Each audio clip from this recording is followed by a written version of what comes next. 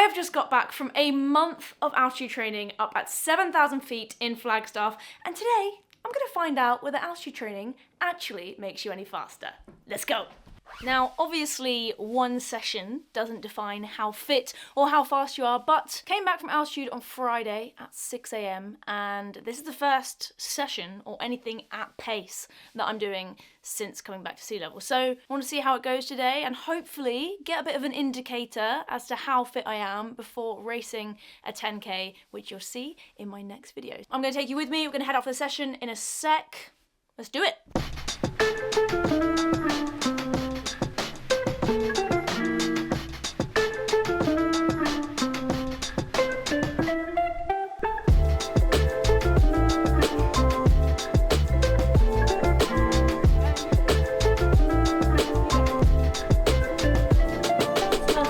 It's a kangaroo, sort of. There's the eyes, the baby's eyes, and the baby's ear.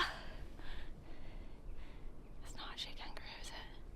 Some sort of dinosaur lady. Native to Devon, yes, yeah. Where are we? Where are we? Well, why don't you read the sign?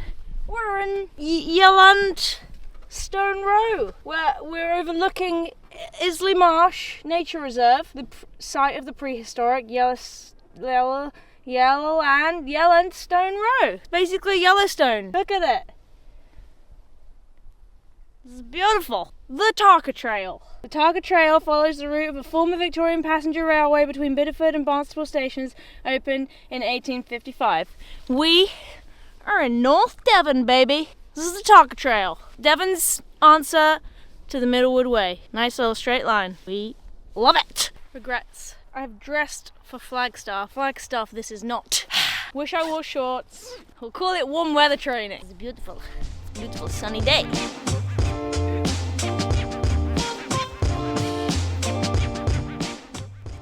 So I was actually going to do a 3-mile warm up. We did 2.5. That's all right.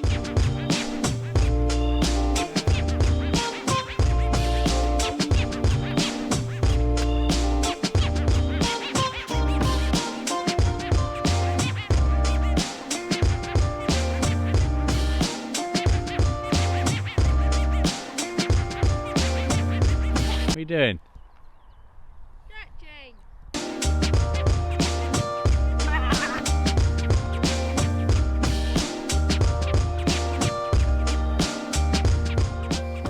It's so windy here.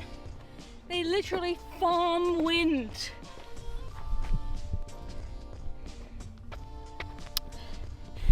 It's actually not that windy, but it is a little bit in that direction. Just a little bit. Yeah. Whoa. Let's burn my finger over. Jeez. I am a little bit warm, so I have overdressed. I think I'm going to go for the short sleeve, the well-known short sleeve t-shirt and 7/8 leggings combo. Frankly, I would rather be wearing shorts, but it's fine. It's just one of those things. We are ready. So I should probably tell you what the session is. Please do. Today, on the menu, we have 4 400s, 400 metre jog, 2-mile tempo, 800 metre jog, 4 more 400s. It's actually quite a short session. That's only 4 miles in total. 4 miles. But I am racing a 10K at the weekend, so it's kind of like a tapered session, kind of not, because it's also my first session back since altitude, so I guess it's kind of just a turning the legs over kind of sesh. The first 400s have no pace expectations. I'm just going to do them and see where they end up. Then the 2-mile tempo, going to start off quite chilled at 5:50, then have the next mile at around 5:40. And then the last 400s, I think we're going to go for like, let me just check, sub 75. So 45 seconds basically, basically world record pace for men. Sub 75. The oyster's the world is your oyster. Let's go!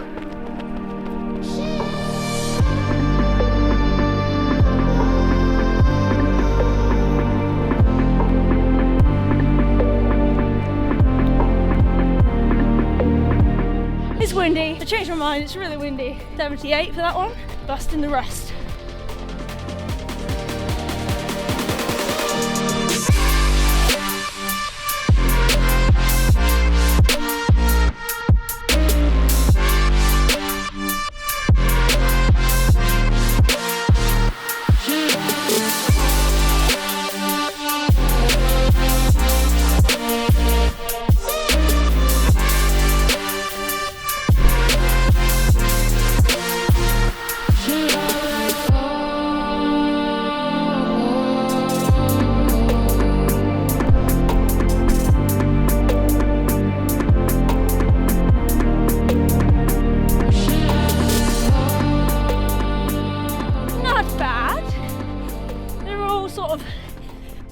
78 to 80, which I will take 8 days after last turning my legs over a little bit quicker. Definitely felt better on the fourth one than on the first one, so hopefully that's a theme for the whole session. Feel better, feel quicker as we get into it. So the 2 mile is going to be a little bit interesting. Go out for the first mile and then do a quick switcheroo turn around, but hopefully I have the wind behind me for the second bit. And the lungs feel alright. They have felt pretty amazing the last few days, just comparing the difference of like an easy run and strides up at altitude to down here. And I think the tempo will really be the telling factor of how the lungs feel, how fit I feel, because you know, you can always run a 400, but there's nowhere to hide in a 2 mile rep. So come back to me in a couple miles time, I'll let you know.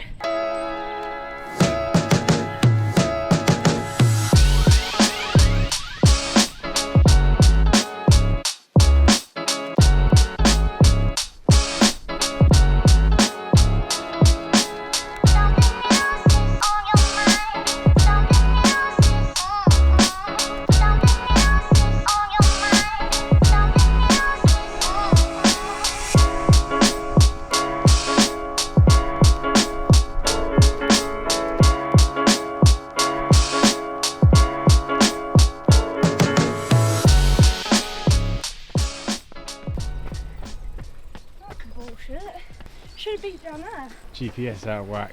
Yeah, I think it's because of the tunnel. Got absolutely mugged off by the GPS.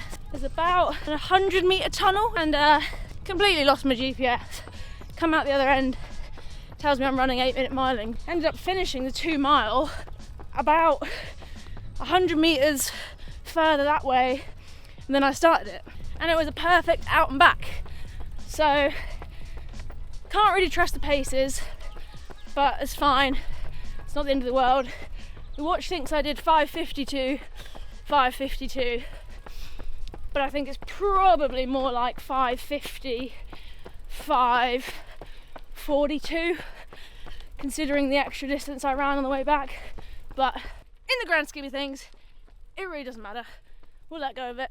Now time to do some fast fours. Has never before permitted his voice to be recorded for the public.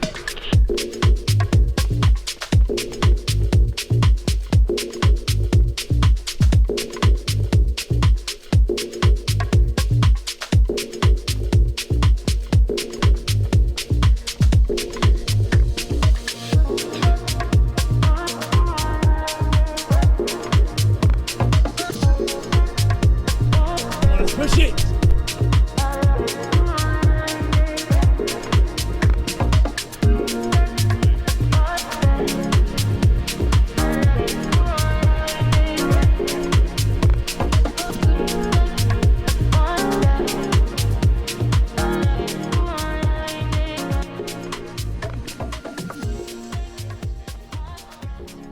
Not bad.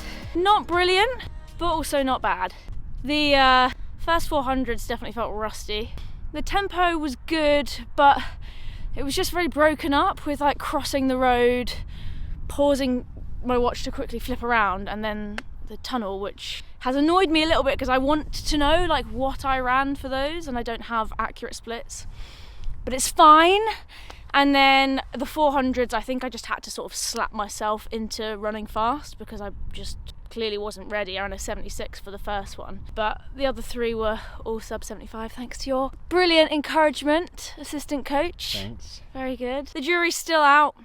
I'm pretty sure I am fitter and faster than I was before I went to altitude, but a little bit of the fact I got home at 6 a.m. on Friday, which is still only 4 days ago. A little bit of tiredness, a little bit of travel in the legs from coming down. I mean, these all sound like excuses, which they kind of are, but they are things that I think are just affecting me at the moment. So the only real way to tell if the altitude has worked is to get a race in the legs, which is exactly what I'm doing. So I've got 4 days until the squirrel, the gruet on squirrel. I mean, I'm just going to call it the squirrel race. I'll get Yip Vastenberg to pronounce it correctly. 4 days until the squirrel race in the Netherlands, over in Squirrel. Excited to get the first race of the year under my belt and the first race in the Team New Balance Manchester kit, which is going to be pretty exciting. Oh yeah, love the grind.